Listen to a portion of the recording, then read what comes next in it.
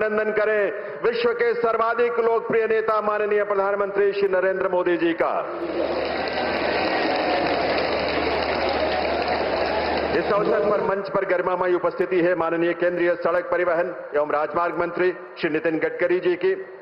साथ ही यहां विराजमान है माननीय मुख्यमंत्री हरियाणा श्री नायब सिंह सैनी जी, केंद्रीय सड़क परिवहन और राजमार्ग मंत्रालय में राज्य मंत्री श्री अजय टम्टा जी और हर्ष मल्होत्रा जी, दिल्ली के माननीय उपराज्यपाल श्री विनय कुमार सक्सेना जी, मुख्यमंत्री दिल्ली श्रीमती रेखा गुप्ता जी, दिल्ली सरकार में मंत्री माननीय श्री प्रवेश साहिब सिंह जी, आशीष सूद जी, सरदार मनजिंदर सिंह सिरसा जी, रविंद्र सिंह इंद्राज जी और कपिल मिश्रा जी, माननीय सांसद श्री मनोज तिवारी जी, रामवीर सिंह विदोड़ी जी, प्रवीण खंडेलवाल जी, श्रीमती कमलजीत सहरावत जी, योगेंद्र चंदोलिया जी और बंसरी स्वराज जी, इन सभी विभूतियों का और आप सबका हार्दिक स्वागत अभिनंदन है। देवियों सज्जनों, आज का ऐतिहासिक दिन, जिस युग प्रवर्तक नेतृत्व के कारण यह सब कुछ संभव हो सका है, ऐसे माननीय प्रधानमंत्री श्री नरेंद्र मोदी जी को शॉल भेंट करके उनका स्वागत करने के लिए मैं अनुरोध करूंगा दिल्ली की मुख्यमंत्री श्रीमती रेखा गुप्ता जी से,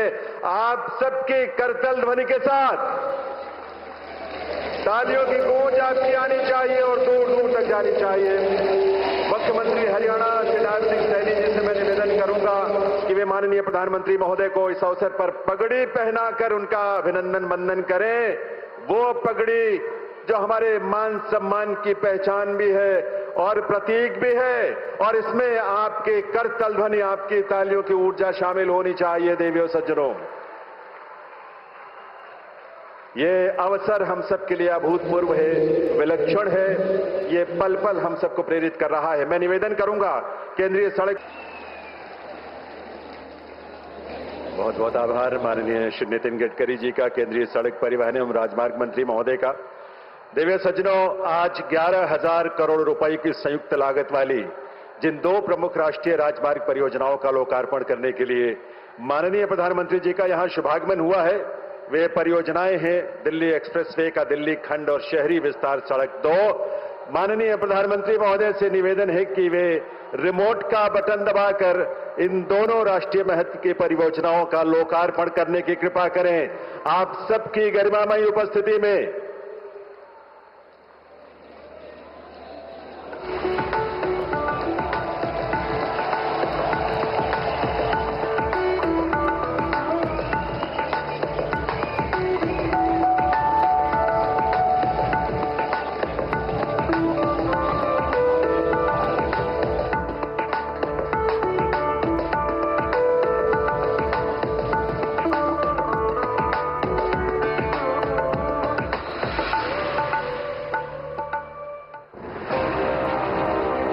की राजधानी दिल्ली और उसके चारों ओर फैला राष्ट्रीय राजधानी क्षेत्र यानी एनसीआर एक समय भीड़-भाड़, ट्रैफिक जाम और ढांचागत चुनौतियों से जूझता ये इलाका अब आधुनिक भारत के इंफ्रास्ट्रक्चर परिवर्तन का प्रतीक बन चुका है।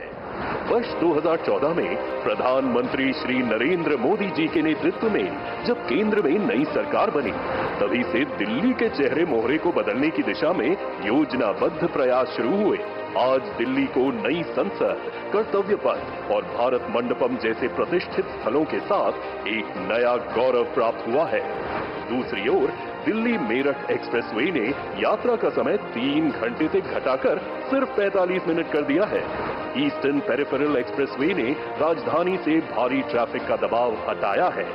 इन परियोजनाओं ने न सिर्फ कनेक्टिविटी को बेहतर बनाया है, बल्कि प्रदूषण और समय की बर्बादी भी कम की है। ये सिर्फ निर्माण नहीं है, ये राष्ट्रीय राजधानी के भविष्य को फिर से गढ़ने की दिशा में लिया गया एक निर्णायक कदम है। यही है गेम चेंजिंग कनेक्टिविटी जो दिल्ली को वर्ल्ड क्लास कैपिटल बनाने की राह पर ले जा रही है। सरकार दिल्ली को विकास की ऊर्जा के साथ एक आधुनिक शहर बनाएगी। मोबिलिटी और इंफ्रास्ट्रक्चर पर ढेर सारा काम हो। सबका साथ, सबका विकास, पूरी दिल्ली का विकास, इसी क्रम में आज प्रधानमंत्री श्री नरेंद्र मोदी जी 11,000 करोड़ की लागत से बनी 2 महत्वपूर्ण राष्ट्रीय राजमार्ग परियोजनाओं का लोकार्पण कर रहे हैं। ये हैं द्वारका एक्सप्रेसवे का दिल्ली खंड और अर्बन एक्सटेंशन रोड 2 के 4 खंड।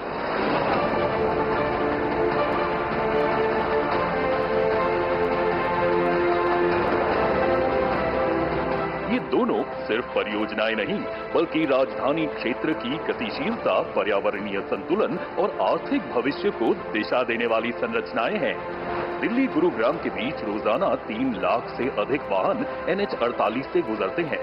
इस दबाव को कम करने और वैकल्पिक सिग्नल रहित मार्ग देने के लिए द्वारका एक्सप्रेसवे बनाया गया है।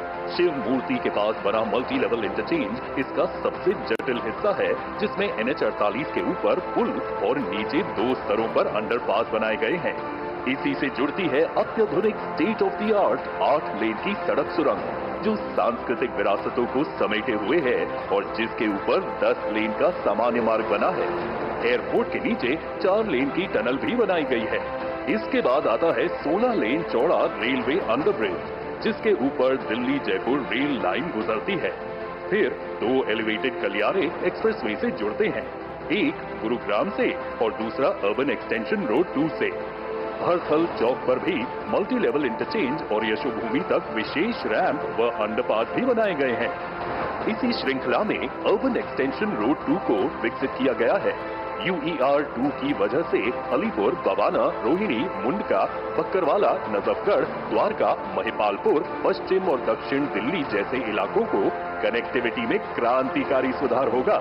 साथ ही 2 लिंक रोड के माध्यम से सोनीपत और बहादुरगढ़ को भी इससे जोड़ा गया है। ये हाईवे दिल्ली को NH-44, दिल्ली पानीपत, NH-9, दिल्ली रोहतक और द्वारका एक्सप्रेसवे से जोड़ता है।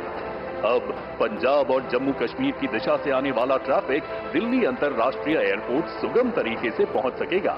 इससे धौला कुआं, मुकरबा चौक, बाहरी रिंग रोड और NH-9 जैसे क्षेत्रों में जाम से राहत मिलेगी।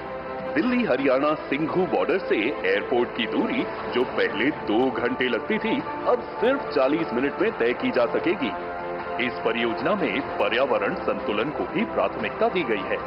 भलसवा और गाजीपुर लैंडफिल से निकाले गए करीब 10 लाख मेट्रिक टन कचरे का उपयोग निर्माण में किया गया है। साथ ही 10,000 पेड़ों को काटने की बजाय ट्रांसप्लांट किया गया है। ये पहल न केवल दिल्ली की कचरा चुनौती का समाधान बनी, बल्कि सतत विकास की दिशा में भी एक मिसाल पेश करती है। आज लोकार्पण के लिए तैयार द्वारका एक्सप्रेसवे और अर्बन एक्सटेंशन रोड 2 प्रधानमंत्री श्री नरेंद्र मोदी जी के नेतृत्व में विकसित भारत की उस सोच का विस्तार है, जहां हर सड़क सिर्फ दूरी नहीं घटाती, बल्कि देश को तेज, सुरक्षित और समावेशी विकास के रास्ते पर आगे बढ़ाती है।